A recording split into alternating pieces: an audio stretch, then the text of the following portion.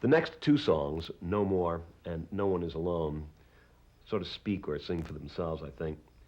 The important thing in singing, in attacking No More, is to remember that it's a father-son song, that it is a father and son who have had no relationship and find a relationship in a world falling apart.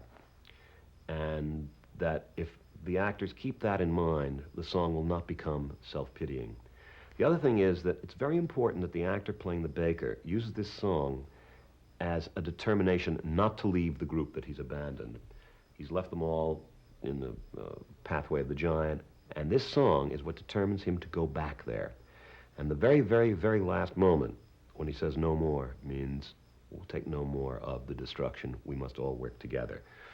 And because it's only in those two words, he has to act that moment very carefully. The audience must understand that it's this encounter with his father and what the father says to him, and that feeling of being connected that makes him go back and connect to a world he doesn't entirely approve of and a world that has cost him his wife's life. No One Is Alone is a quartet for the four survivors, two older, meaning the baker and Cinderella, because Cinderella, though she isn't physically that much older than she was in the first act, has changed from a girl to a woman. She is, in fact, in one way, I suppose, the character in the play who changes the most. And she becomes responsible in the second act as a woman for a girl, namely Little Red Riding Hood, and the baker becomes responsible for Jack. So in a way, this is a parent-child song and should be thought of that way. And it's about two frightened children and two grown-ups who are frightened but are responsible for the children. I have read criticisms and heard criticisms of the idea of this song by people who say it's nonsense, we are all alone. There's a famous line, I don't know, it's Thomas Wolfe, stranger and alone, or we are all strangers and alone. But the point is, that's not the kind of alone that this song is about. It means that we all need and depend on each other. And of course, we are all, in a sense, profoundly alone, but not when we are connected with each other. And if you were with a child in a terrible situation, you would not say, well, let's face it, we're all terribly alone. Not at all. The point is, think of this as a parent-child song.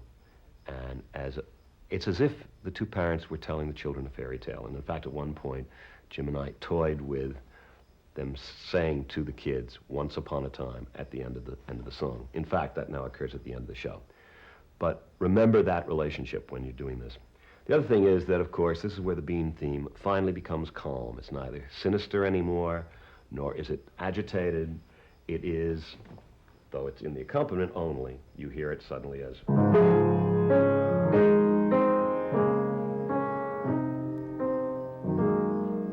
And it's at its most simple harmonically and at its most legato, even though they're singing against it another tune, namely No One Is Alone. But if, as you rehearse it, you think of it that way, and you think of the Bean theme as finally having come to some kind of resolution and underlying this song, then both, although it sounds symbolic, both emotionally and symbolically, it will feel as if the story has been resolved, because the story, in a sense, is about the Bean theme and how all the beans which caused all this mischief have finally come to fruition here. They will kill the giant in a moment or two, and it will become a resolution. And also, I would like to point out that when you're singing the release of the second part, when they're all singing together, people make mistakes. It's going like this. And that, of course, is the inversion of the Bean theme. It's the upside-down version of...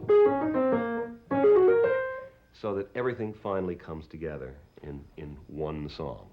The function of No One Is Alone is to take all the themes, both musically and verbally, not all of them, but the ones that concern these characters, and make a resolution out of them. And then all that has to be accomplished after that is the finale, which is a series of little versions of songs we've heard before, but ending, of course, with the I Wish, which is to bookend the show, to say, In this case, I wish we would all live happily ever after, instead of I wish I did not live in this place. And if the girl playing Cinderella will remember that and will sing the I wish at the end exactly the way she sang it at the beginning, it will give the show a sense of completion.